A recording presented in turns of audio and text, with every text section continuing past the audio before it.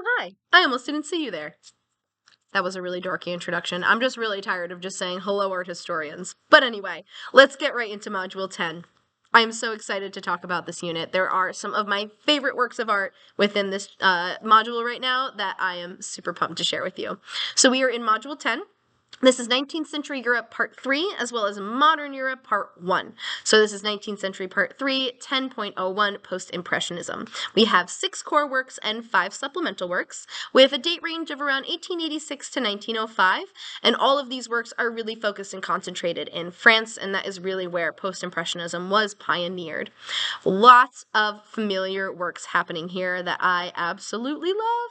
We've got George Seurat's A Sunday Afternoon on Le Grand Jet, Van Gogh's Starry Night, Toulouse-Lautrec's At the Moulin Rouge, Gauguin's Where Do We Come From, What Are We, Where Are We Going, or as I like to call it, Where Am I, What Year Is It, What Is Happening? And then we have Cézanne's Basket of Apples, as well as Mount Saint Victoire. Our supplemental works include Van Gogh's The Bedroom, Cézanne's Bathers, Gauguin's Vision After a Sermon, Seurat's Bathers after at Asnières, and Gauguin's Ovieri. Now, let's talk a little bit about Post-Impressionism before I talk about why I love these artworks so much. Post-Impressionism is extending from the late 19th century to as early as the 20th century. There's, of course, quite a bit of debate up for the years that I'm giving you. Some people feel as though these movements are starting earlier or later, same thing for their end date. So the wiggle room is definitely there for our dates. So post-impressionism is emerging as a response to impressionism, as we've seen, the art pendulum swinging back and forth very consistently from the 17th century through the 19th century, without a doubt. And so now artists are seeking to add a little bit more emotion, structure, and symbolic meaning to their work, rather than just simply capturing those fleeting visual impressions. And so artists are now really focusing a little bit more strongly on their use of color, form, and composition to really convey these deeper emotions, moods, and ideas. They are absolutely prioritizing the subjective interpretation over realistic depictions, and unlike Impressionism's cohesive style, Post-Impressionism is featuring more diverse approaches. So we've got artists exploring different unique techniques and themes.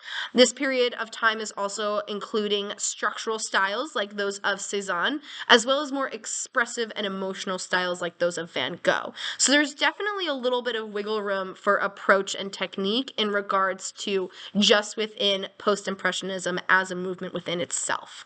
They are often using vivid and maybe even unnatural colors to express these emotions and convey symbolic meaning.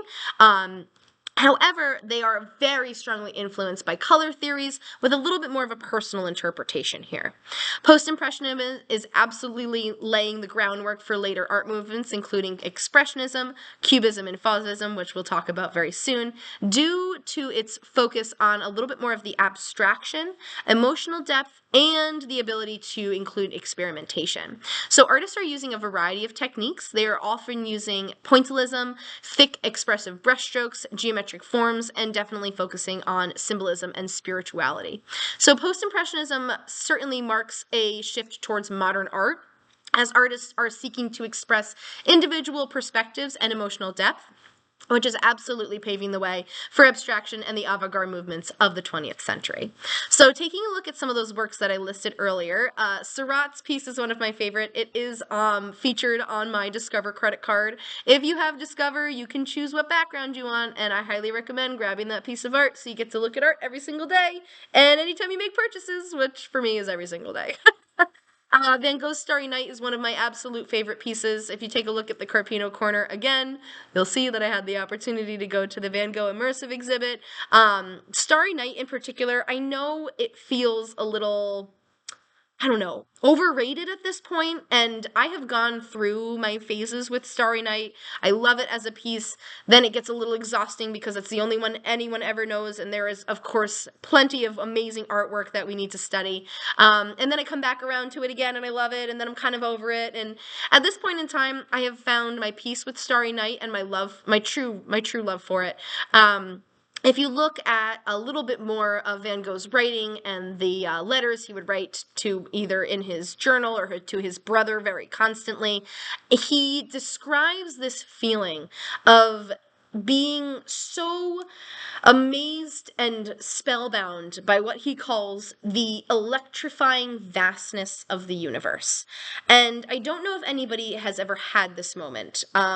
As I get older, and I know that sounds really cranky and silly, I'm not that old, but I do have these moments where I'm very stressed or maybe overwhelmed by life, my to-do list that is ever growing and never shortening. Just life in general can kind of get at you after a while. And when I have those moments, I like to come back to a place where I remember that in this whole grand, beautiful, amazing world that we live in, I am just one tiny single human being. And it makes me feel both unimportant, but in a comforting way. So it kind of gives me these little special scenarios throughout my day where maybe I'm really worried about something, and then I think for a second, I'm like, why am I concerned about this? Maybe I should just let it go.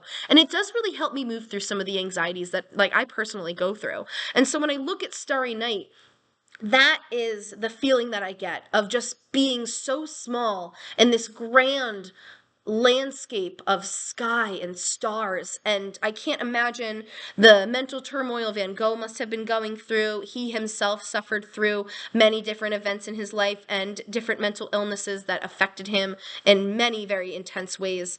And this piece just perfectly captures that feeling of knowing that you are just one small speck in the whole universe.